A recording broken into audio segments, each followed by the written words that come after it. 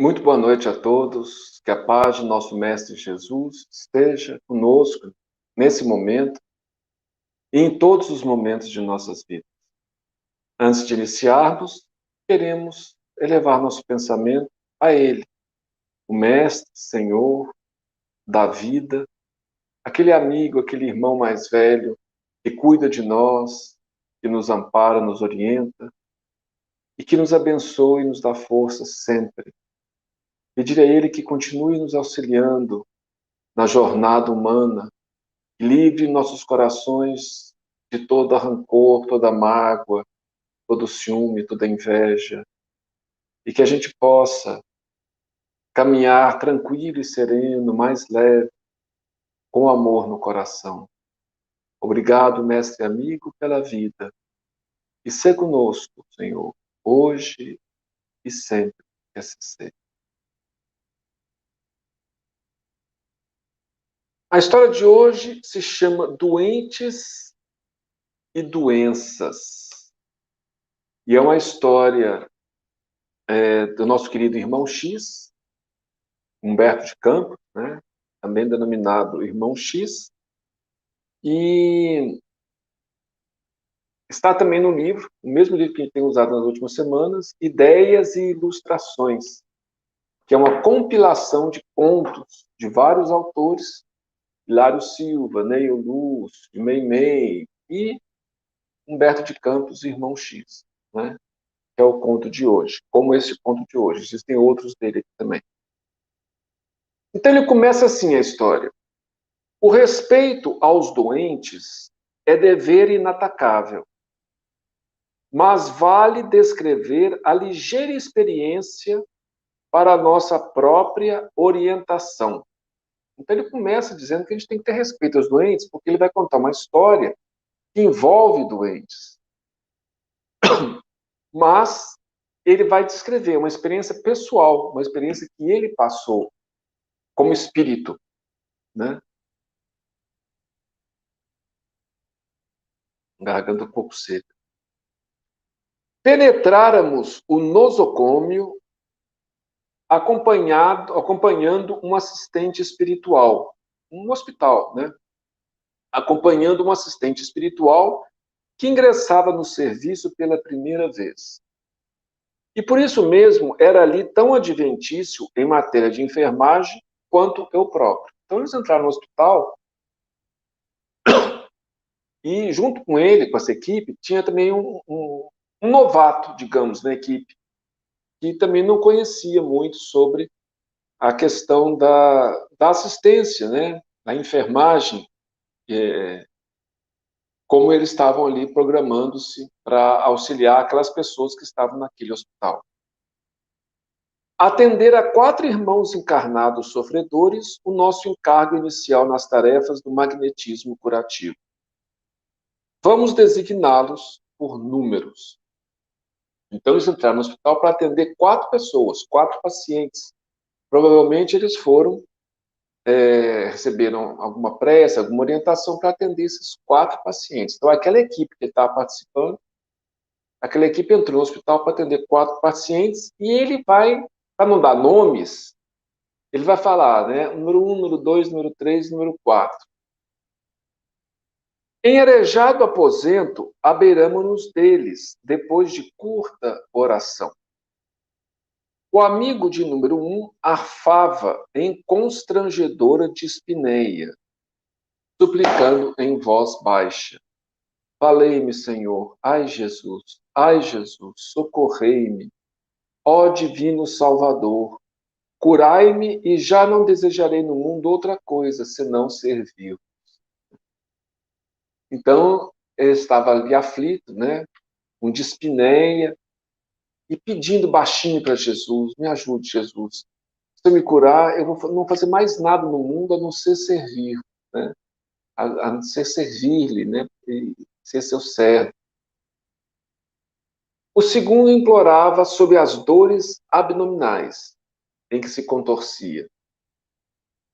Ó meu Deus, tende misericórdia de mim, concedei-me a saúde, e procurarei exclusivamente a vossa vontade. São as promessas, né? Então, o outro estava com dor abdominal. Eu falava, Senhor, me socorra, né? E eu só vou fazer aquilo que for da sua vontade. E aí eles certamente deram os passos, né, auxiliares. Aproximamos-nos do terceiro, que mal aguentando tremenda cólica renal em recidiva, tartamudeava ao impacto de pesado suor. Piedade, Jesus, salvai-me. Tenho mulher e 4 filhos, salvai-me. E prometo ser-vos fiel até a morte. Então ele estava com cólica renal, ele tinha, parece, um problema, porque era uma cólica que estava recidiva, quer dizer, ela estava voltando, já tinha tido antes. E ele pedindo para Jesus salvá-lo, porque tinha mulher, né, 4 filhos. E ele estava prometendo a Jesus a ser fiel para ele, se ele fosse salvo. Por fim, clamava o de número 4, carregando severa crise de artrite reumatoide. Jesus, Jesus, ó divino médico, atendei-me, amparai-me, dai-me a saúde, Senhor, e dar-vos-ei a vida.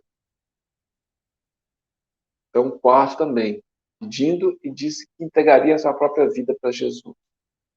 Então, os 4 fazendo rogativas muito semelhantes, pedindo a cura, pedindo ajuda espiritual, pedindo a ajuda de Jesus, de Deus, e prometendo em troca que iria servir, né, a Jesus, queria entregar a vida a Ele, queria fazer a vontade dele. Nosso orientador, porque Humberto de Campos estava fazendo parte de uma equipe, né? Então tinha o orientador, que era o principal da equipe. Nosso orientador enterneceu-se, se comoveu. Comovia-nos deveras ouvir tão carinhosas referências a Deus e ao Cristo. Tantos apelos com inflexão de segurança e ternura. Sensibilizados, pusemos-nos em ação. O chefe esmerou-se. Exímio conhecedor de ondas e fluidos, consertou vísceras aqui, sanou disfunções ali, renovou células mais além. E o resultado não se fez esperar. Recuperação quase integral para todos. Entramos em prece, agradecendo ao Senhor a possibilidade de veicular as bênçãos. Então, veja bem, a equipe espiritual, como essas equipes espirituais têm condições de trabalhar em cima da matéria. Então, o orientador ali, juntamente com aquela equipe que o irmão X estava participando, eles acertaram as vísceras, renovaram células, né? E aí sanou disfunções, quer dizer, é uma equipe especializada e eles conseguem fazer isso. Então, muitas vezes nós pedimos ajuda espiritual para males físicos e às vezes, dependendo da situação, naturalmente, eles atendem, eles têm condições de atender. E às vezes são chamados milagres, entre aspas. Não são derrogações das leis naturais, fazem parte das leis naturais. Só que a assistência espiritual é invisível, a gente não percebe, só percebe o efeito, a melhoria. Isso acontece. Todos nós temos exemplos que aconteceram conosco ou com pessoas que a gente conhece que passaram por situações semelhantes e se beneficiaram da prece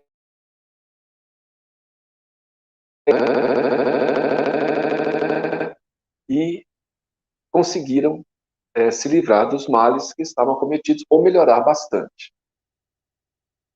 E aí eles foram embora. A equipe foi embora para voltar no dia seguinte. Então ele fala aqui, no dia imediato, quando voltamos ao hospital pela manhã, o quadro era diverso. Então eles voltaram para o mesmo hospital ali para ver como é que estavam os 4 que eles tinham ajudado, e o quadro era totalmente diferente. O enfermo de número 1, vamos lembrar do enfermo de número 1, o que ele falou? Valei-me, Senhor, ai Jesus, socorrei-me, curai-me e já não desejarei outra coisa, senão vos servir. E aí ele fala, o enfermo de número 1 se reportava exasperado ao irmão que faltara ao compromisso de visitá-lo na véspera. Aquele malandro pagará. Já estou suficientemente forte para desancá-lo. Não veio como prometeu porque me deve dinheiro e naturalmente ficará satisfeito em saber-me esquecido e morto. Então o número 1 estava com raiva do irmão que não visitou ele, e ele falando que ele não me visitou porque ele está me devendo dinheiro, mas eu vou, né? Eu vou desancá-lo, ele me paga pelo que ele, né, deixou de fazer, né? Com raiva do irmão e já tinha esquecido completamente Jesus, já tinha esquecido completamente a promessa que fez. Então, ele já estava noutra faixa vibratória. O segundo, vamos lembrar o segundo. O segundo falava assim: oh meu Deus, tende misericórdia de mim, me dê saúde, procurarei exclusivamente a vossa vontade. E aí vem o segundo dizendo: ora essa, por que me vieram perguntar se eu queria orações? Já estou farto de rezar. Quero alta hoje, hoje mesmo. E se a situação em casa não estiver segundo penso, vai haver barulho grosso. Então, o homem queria alta para poder chegar em casa e brigar com a família. Porque se a situação não tivesse do jeito que estava querendo que estivesse. E alguém certamente tinha perguntado para ele se ele queria orações. Ele falou: que oração que nada. Eu quero é alta, eu quero ir embora daqui e resolver os problemas. E ele dizia antes que ele iria procurar exclusivamente realizar a vontade de Deus. O terceiro reclamava. Vamos ver o que o terceiro falou antes. Piedade, Jesus. Salvai-me, tenho mulher, é o que tinha mulher e 4 filhos, né? Salvai-me e prometo vos ser fiel até a morte. E aí, olha o que o terceiro está falando. Quem falou aqui em religião? Não quero saber disso. Chamem o médico. E gritando para a enfermeira, que apareceu à porta, disse: moça, se minha mulher telefonar, diga que sarei e que não estou. Ele não queria falar com a mulher. Ele estava tão preocupado na oração. Eu tenho mulher, tenho 4 filhos, né? Serei fiel, Senhor, se o Senhor me curar. Diga que sarei e que não estou. Não queria falar nem com a mulher. E não queria saber de religião. O doente de número 4 vociferava para a jovem que trouxera o lanche matinal. Então, a moça trouxe o lanche para ele da manhã e ele soltou os cachorros nela, né? Saia de minha frente com seu café requentado, antes que eu lhe dê com este bule na cara. É de uma delicadeza. E olha o que ele disse antes. Jesus, ó divino médico, atendei-me, amparai-me, dai-me saúde e vos darei a vida. Atônitos, então os 4 estavam chocados, não sei quantos que eram, né? Mas a equipe ali estava chocada. Estava o André Luiz, um novato, um orientador, e não sei se tinha mais alguém, né? Então, o André Luiz não, o Humberto de Campos, né? Então, eles estavam chocados com aquilo. Atônitos diante da mudança à vida, recorremos à prece. E o supervisor espiritual da instituição veio até nós. Então, toda instituição, todo hospital, toda instituição dessa tem um supervisor espiritual também, tem uma equipe espiritual, um supervisor espiritual. Essa equipe não pertencia, a equipe do Humberto Campos não pertencia à instituição. Foi lá para auxiliar. Mas aí o orientador daquela equipe, que o Humberto de Campos fazia parte, o orientador fez uma prece e aí veio o instrutor, né? O supervisor espiritual da instituição, do hospital. que dirige os espíritos que assistem aquele hospital. Sempre tem. Independente de quem esteja ali, sempre tem uma equipe espiritual auxiliando os médicos, inspirando, né? Isso sempre tem. Diligenciando, consolar-nos e socorrer-nos. Foi consolar né, a equipe, estava chocada com aquilo. Após ouvir a exposição do mentor, que se responsabilizara pelas bênçãos recebidas, esclareceu bem-humorado. Então, o diretor da instituição, né, o supervisor lá, falou bem-humorado. Sim, vocês cometeram um pequeno engano. Nossos irmãos ainda não se acham habilitados para o retorno à saúde, com o êxito desejável. Imprescindível baixar a taxa das melhoras efetuadas. E sem qualquer delonga, o superior podou energias aqui, diminuiu recursos ali, interferiu em determinados centros orgânicos mais além e com grande surpresa para o nosso grupo socorrista. Os irmãos enfermos, com ligeiras alterações para melhoria, foram restituídos ao estado anterior, para que não lhe viesse a ocorrer coisa pior. Então, o diretor da instituição não deixou que eles ficassem sarados. Cortou energias, interviu em determinados órgãos, né? E eles voltaram a piorar. Melhoraram um pouco em relação ao que estava, mas voltaram a piorar e voltariam a ser tratados novamente. E o que ele explica? Eles vão piorar no sentido físico para não acontecer coisa pior no sentido espiritual. Porque a visão desses espíritos é a visão espiritual. Eles veem a gente não somente como corpos, mas como espíritos encarnados. Então, a misericórdia divina sempre nos atende, mas os espíritos incumbidos pela misericórdia divina para nos assistirem, os mensageiros espirituais, eles vêm e vão olhar se a doença não está fazendo mais bem do que mal. Porque aquilo que nós achamos que é um mal pode ser um bem para o espírito. Pode não ser um tratamento para o espírito. Então, nós todos temos o direito de pedir ajuda, assistência espiritual, se estivermos com algum problema físico, com alguma coisa. Mas nós temos que saber que tudo que acontece com a gente tem um propósito. E, às vezes, o maior propósito é a nossa cura espiritual. Às vezes, a doença física faz parte da nossa cura espiritual. Aqui, sempre depois dessas lições, tem algumas trovinhas, né?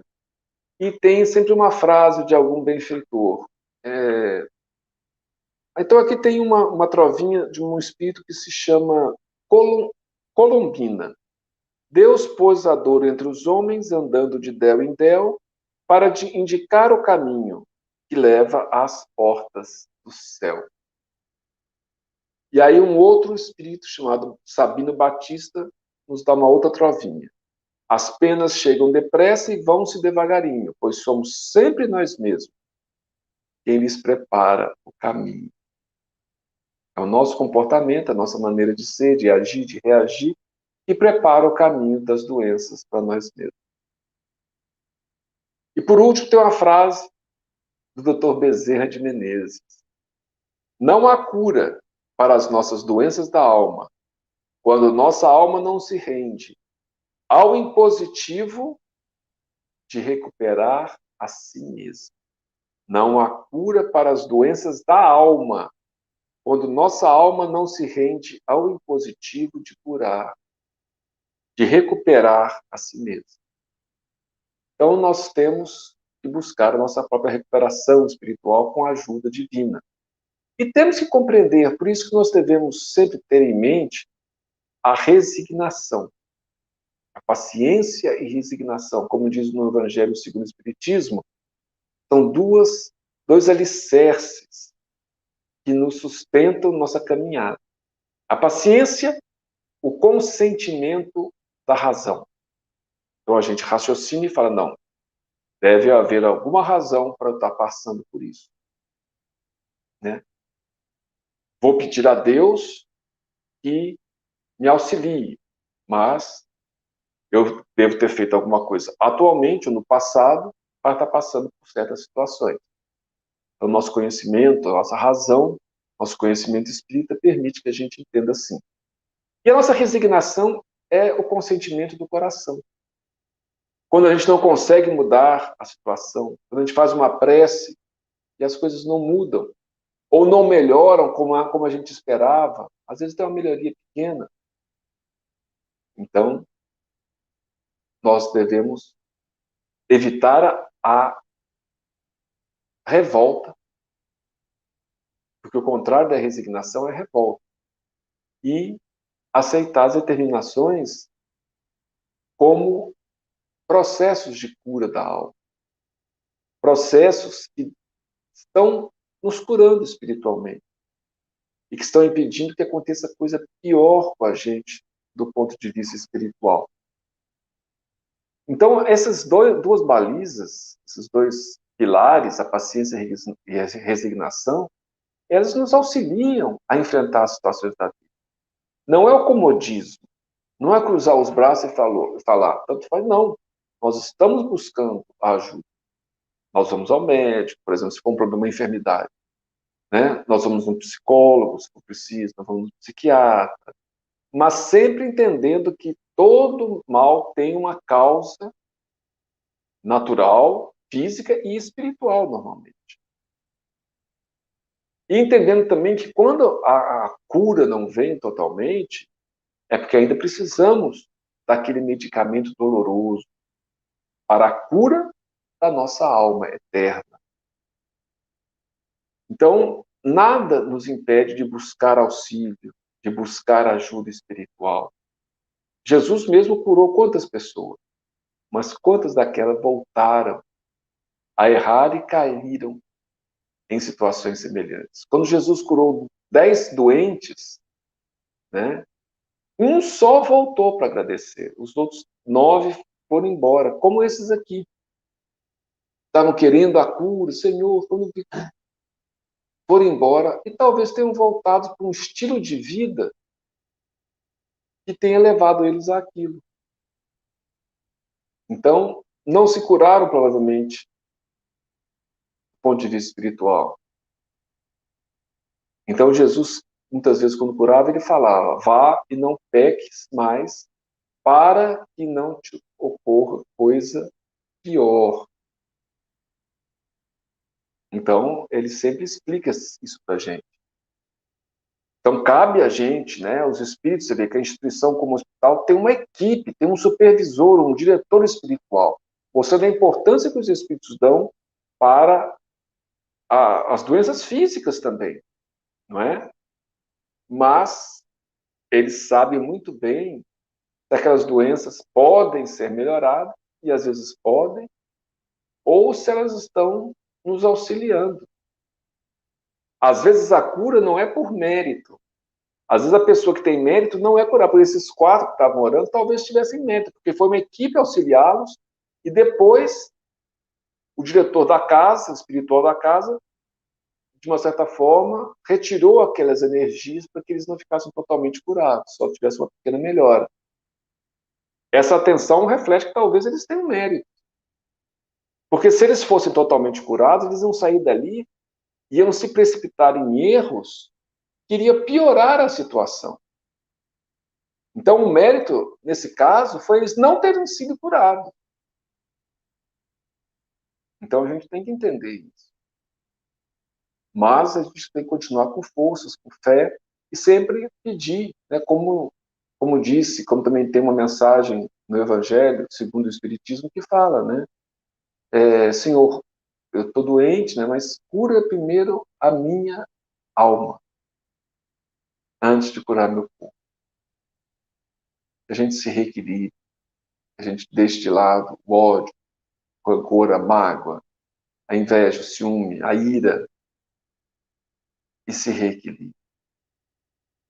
E aí a gente vai poder não cair de novo, porque não adianta nada se curar se a gente voltar a se precipitar novamente no erro ou até mesmo no crime. Então, que o Senhor nos abençoe, que possamos ter uma boa noite, um bom final de semana, uma ótima semana próxima, e que Jesus nos inspire e nos dê esperanças, mas também nos dê paciência e resignação, compreensão acima de tudo, para entendermos do alto que os amigos espirituais, em nome de Deus, em nome de Jesus, nosso Mestre, eles estão sempre atentos e dispostos a nos auxiliarem, mas que muitas vezes, em nosso próprio benefício, eles evitam fazê-lo, para que não suceda coisa pior conosco. Muita paz a todos, um grande abraço e que Jesus continue nos abençoando sempre.